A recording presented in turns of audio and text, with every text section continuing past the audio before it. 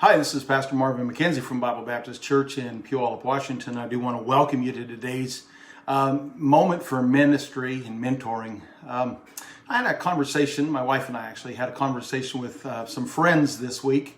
They're both in the ministry, the husband and wife in the ministry, and they have a child who has stepped away from the faith. And so they've been going through some issues with that, and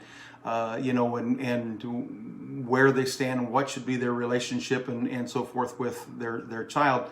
And they've had some folks who've encouraged them that they should actually separate from their kid and do things like on Facebook, unfriend them so that have no fellowship, no contact with them whatsoever. I understand where they're getting that. We as independent Baptists we do believe in and preach, teach, and want to practice separation from church and state, and separation from ecumenical type movements, one world type movements, but also separation from sin and have no fellowship with darkness. And all of those things are true, and they have a place. But I'm reminded, they were asking us, what do we think about, just asking us for some counsel and some advice. And what came to my mind was the prodigal son. In the case of the prodigal son, a few things that I do notice is I just noticed, number one, that the father of the prodigal did not try to force his son into obedience, which doesn't work anyway.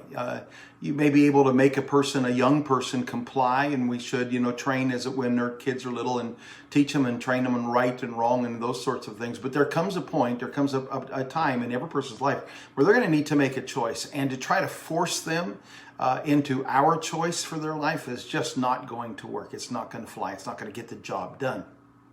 And that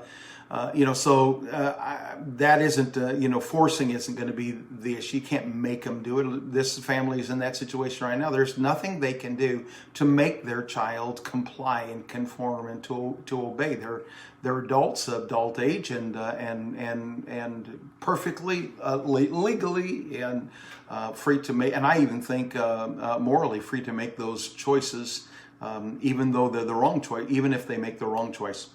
But the father did not. The father of the prodigal did not force him to obey and to comply. The father of the prodigal allowed him to go into his sin, and while he didn't follow him into the sin,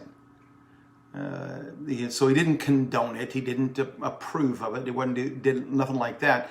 But he did allow him to go into his sin. And then the Bible says that he kept his eye. I mean, the Bible didn't say it.